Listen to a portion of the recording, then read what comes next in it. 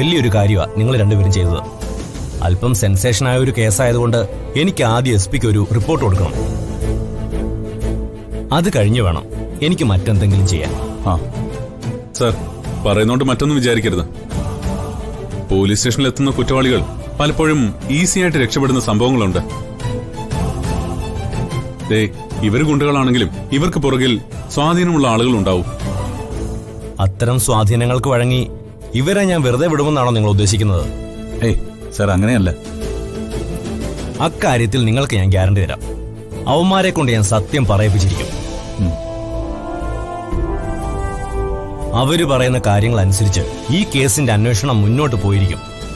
Sir, ഈ കേസിന്റെ മുന്നോട്ടുള്ള പോക്കിനു വേണ്ടി അച്ഛൻ DIG വിളിച്ചിരുന്നു. എനിക്കറിയാം. അവിടെ നിന്നൊക്കെ എനിക്ക് നിർദ്ദേശങ്ങളുണ്ടായിരുന്നു. So you don't worry.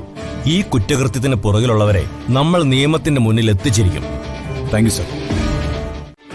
ഞങ്ങളുടെ ഈ പോലീസ് അന്വേഷണത്തിൽ എപ്പോഴും ചില പ്രശ്നങ്ങളുണ്ടാവും. ഒരു കൂട്ടം പേർ നല്ലവനാണെന്ന് കരുതുന്ന ഒരാളെ ചിലപ്പോൾ നമുക്ക് അറസ്റ്റ് ചെയ്യേണ്ടതായിട്ട് വരും. ചിലപ്പോൾ ആ നിമിഷത്തിൽ മാത്രമായിരിക്കും അയാളുടെ കുഴപ്പം മറ്റുള്ളവർ തിരിച്ചറിയുന്നത്. സാർ എന്താ ഉദ്ദേശിക്കുന്നത്? എനിക്ക് പകരം ചേച്ചി അഭിനയിക്കാൻ പോയപ്പോ എനിക്ക് അസൂയ തോന്നിയെന്നോ? അതിനെ എന്റെ ചേച്ചി ഞാൻ അപകടപ്പെടുത്തിയെന്നോ? സാറേ, പ്രതികളെ പിടിക്കാൻ നിങ്ങൾക്ക് കഴിവില്ലെങ്കിൽ ഇങ്ങനെയല്ല പക തീർക്കേണ്ടത്. അച്ഛൻ ഇതൊന്നും കേൾക്കുന്നില്ലേ? അദ്ദേഹം പറഞ്ഞു വരട്ടെ മോളെ.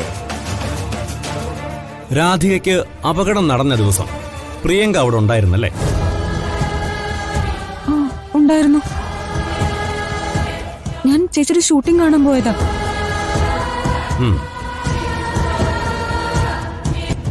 അങ്ങനെയാണെങ്കിൽ അന്ന് ലൊക്കേഷനിലെ പ്രിയങ്ക അല്ലാതെ വേറെ ആളുകളുണ്ടായിരുന്നല്ലോ സാർ. അവരോടൊക്കെ സാർ ഇതുപോലുള്ള ചോദ്യങ്ങൾ ചോദിക്കുവോ? അനിയന്റെ ഭാര്യ. ഒരു അന്വേഷണം നടക്കുമ്പോ അടങ്ങി നിൽക്കുക എന്നത് ഒരു കോമൺ സെൻസിന്റെ ഭാഗമാണ്. എന്നിട്ട് പ്രിയങ്ക പറയൂ, ഷൂട്ടിങ്ങുമായി ബന്ധപ്പെട്ട് ആരെയെങ്കിലും പ്രിയങ്ക അന്ന് കണ്ടിരുന്നോ? ഐ മീൻ, അവിടെ വർക്ക് ചെയ്തുകൊണ്ടിരിക്കുന്ന ടെക്നീഷ്യന്മാരെ ആരെയെങ്കിലും? ഇല്ല. കണ്ടു. രണ്ടുപേരെ പ്രിയങ്ക എന്ന് കണ്ടു. അതിലൊരുത്തന്റെ പേര് പ്രതാപൻ, മറ്റൊരുത്തന്റെ പേര് ക്രിസ്റ്റി.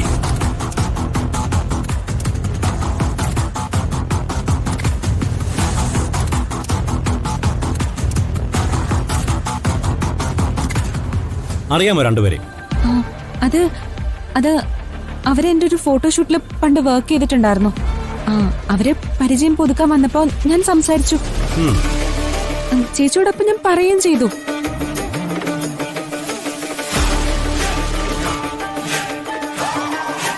ചേച്ചിയോട് എന്തൊക്കെ പറഞ്ഞു? പ്രതാപനും ക്രിസ്റ്റിക്കും പൈസ കൊടുത്തു പറഞ്ഞു.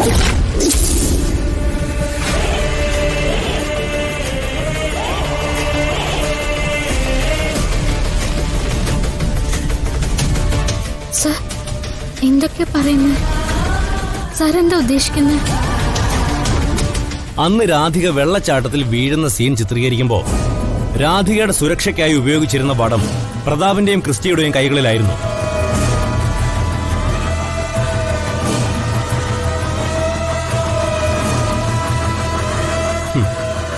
അവരത് ബോധപൂർവ്വം മുറിച്ചതുകൊണ്ടാണ് അപകടം സംഭവിച്ചത്. തീർത്തും പുതുമുഖമായ രാധികയോട് അങ്ങനെ ഒരു വൈരാഗ്യം അവർക്ക് തോന്നണമെങ്കിൽ ആരോ അതിന്റെ പിന്നിലുണ്ടായിരിക്കണമല്ലോ. ഉണ്ട്.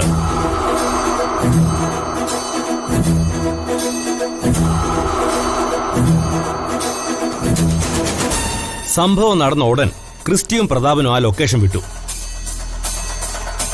ലൊക്കേഷനിലുള്ളവർക്ക് അവരെ ഫോളോ ചെയ്യാനും പറ്റിയില്ല. ഞങ്ങളുടെ അന്വേഷണത്തിൽ അവരെ കണ്ടെത്തിയതുമില്ല.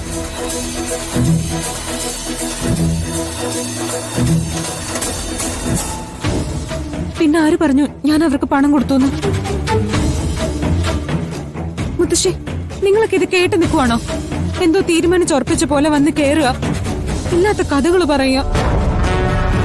ക്രിസ്റ്റിയും പ്രതാപനെയും ഞങ്ങളുടെ അന്വേഷണത്തിൽ കിട്ടിയില്ല എന്നാണ് ഞാൻ പറഞ്ഞത്. പക്ഷേ ഇപ്പൊ ക്രിസ്റ്റിയും പ്രതാപനും എന്റെ കസ്റ്റഡിയിലുണ്ട്.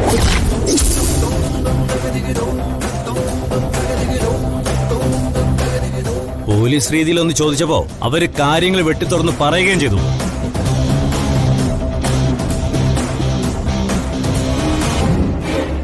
രാധികയെ അപകടപ്പെടുത്താൻ വേണ്ടി അവർക്ക് പണം കൊടുത്തത് പ്രിയങ്കയാണെന്ന്.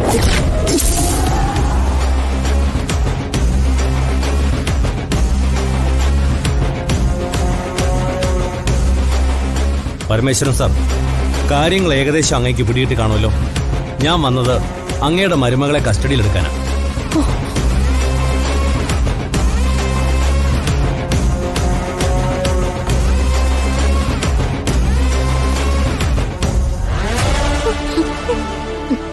ഞാൻ സമ്മതിക്കില്ല. ഞാൻ അങ്ങനൊന്നും ചെയ്യില്ല. തെളിവുകളൊക്കെ ഞാൻ കാണിച്ചു തരാം. തൽക്കാലം ബഹളം ഒന്നും ഉണ്ടാക്കാതെ കൂടെ വരൂ. സർ, അവൾ അങ്ങനൊന്നും ചെയ്യില്ല. ഇവളെന്റെ അനിയത്തിയല്ലേ?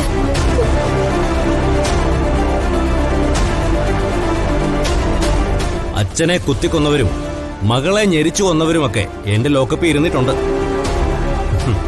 അതുകൊണ്ട് എനിക്കിത് പുതുമയൊന്നുമല്ല. Sir, take care. അമ്മേ, അമ്മേ, ഞാൻ തെറ്റൊന്നും ചെയ്തിട്ടില്ലെന്ന് പറയമ്മേ. എന്നെ കൊണ്ടുപോലെന്ന് പറയമ്മേ. ചെറിയമ്മേ, ചെറിയമ്മേ, എന്തെങ്കിലും ഒന്ന് ചെയ്. ഞാനെന്ത് ചെയ്യാനാ? നീ കാണിച്ച തോന്നിയാസത്തിന് ഞങ്ങളും കൂടി വന്ന് പോലീസ് സ്റ്റേഷനിൽ നിൽക്കണം. ഏട്ടത്തി, ചെറിയമ്മ ഇങ്ങനെയൊക്കെ പറയുന്നത്? ഏട്ടത്തി, എന്നെ മാത്രം ഇങ്ങനെ ഒറ്റപ്പെടുത്താൻ നോക്കല്ലേ. പരമേശ്വര, പോലീസുകാര് അവരുടെ ഡ്യൂട്ടി ചെയ്തോട്ടെ അല്ലേ?